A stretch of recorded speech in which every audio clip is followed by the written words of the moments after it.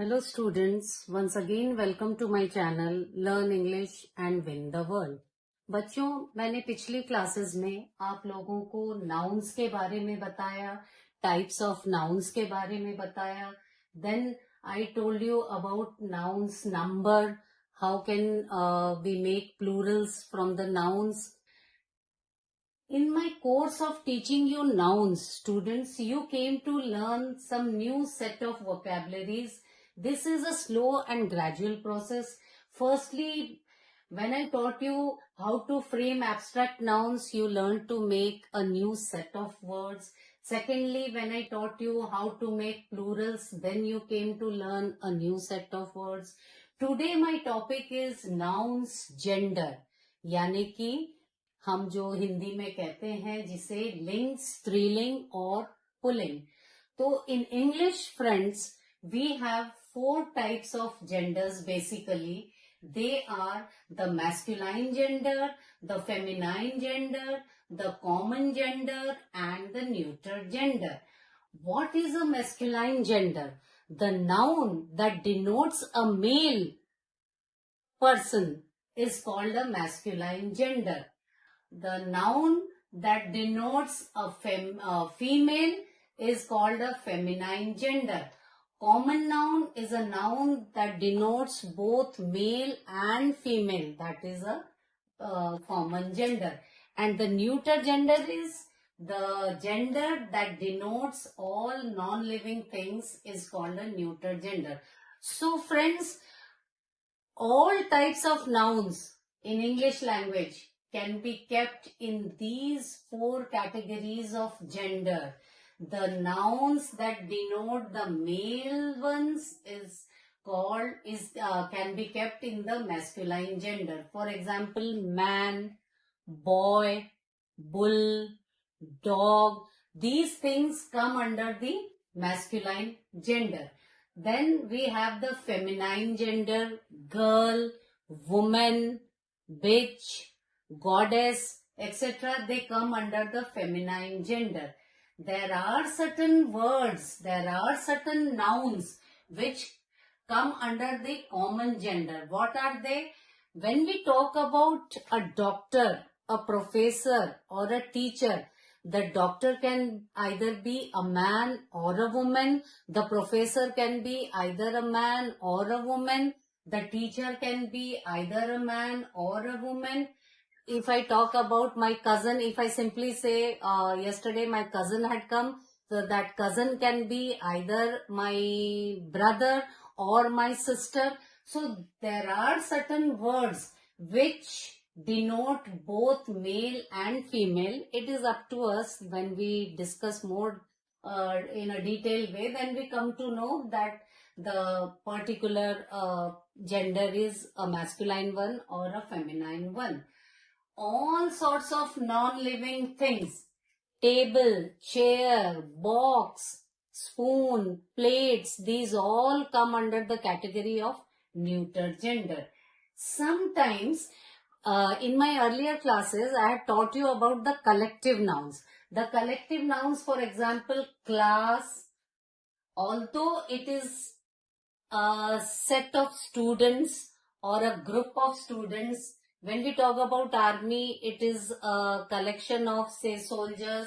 When I talk about flock, it is a collection of sheep or cows or whatever. But when we talk about the gender of these collective nouns, they are generally, although they are a collection of living beings, but they are categorized under the neuter gender. So, when it comes to the correction of sentences, you can very well make it a point that these collective nouns are treated as neuter genders. So, class, army, flock, etc., although they are a group of living things, they come under the category of neuter gender. Now, in the process of learning genders, we again, by learning how to frame the gender or change the genders, we again learn a new set of vocabulary or a new set of words. Generally, the masculine is changed to feminine by adding ESS to most of the words. For example, when I talk about master, master is a masculine noun. Its feminine will be mistress. When I talk about actor, its feminine will be actress. When I talk about duke, its feminine will be duchess. When I talk about negro, its feminine will be negress. When I talk about emperor, its feminine will be empress. There are still many more. When I talk about poet, its feminine will be poetess. When I talk about lion, its feminine will be lioness. When I talk about tiger, its feminine will be tigress. When I talk about author, its feminine would be authoress. So these are this is the most common way of making a feminine gender. But most of the words, they have a different feminine gender. For example, when I talk about man, the man is a masculine gender. Its feminine will be woman. The feminine of lord is lady. Again, in the same way, landlord is a masculine gender. Its feminine would be landlady.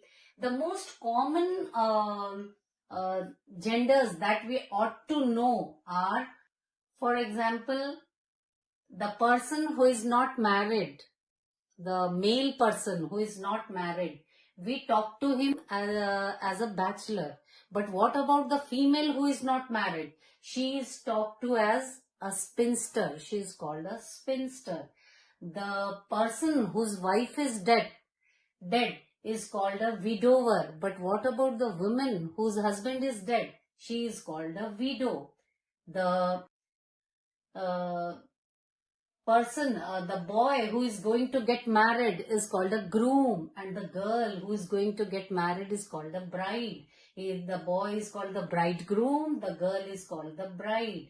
भतीजा, जिसको हम हिंदी में बोलते हैं, जो English में we call it nephew. तो what about भतीजी? भतीजी is niece. Monk is a masculine one and its feminine is nun. Horse, घोड़ा जिसको बोलते हैं, उसकी feminine is mare. Dog, its feminine is bitch. So in this way, we have a whole set of masculine and feminine gender. With they have every masculine gender has its own feminine gender. So friends, today in this class, you came to know about the feminine gender, the masculine gender, the common gender, and the neuter gender.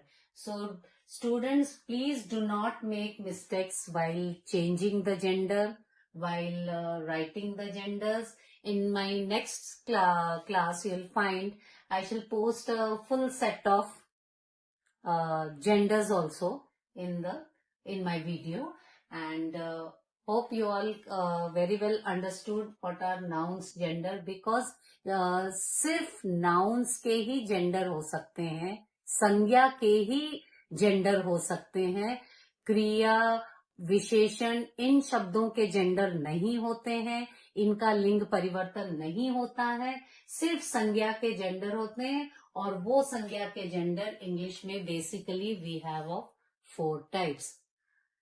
So friends, this is all about nouns gender. In our next class, we shall deal about nouns possession. How do we use the nouns possession? Till then, please like and subscribe my channel. And if you have any doubts, you can ask me. Have a nice day. Thank you.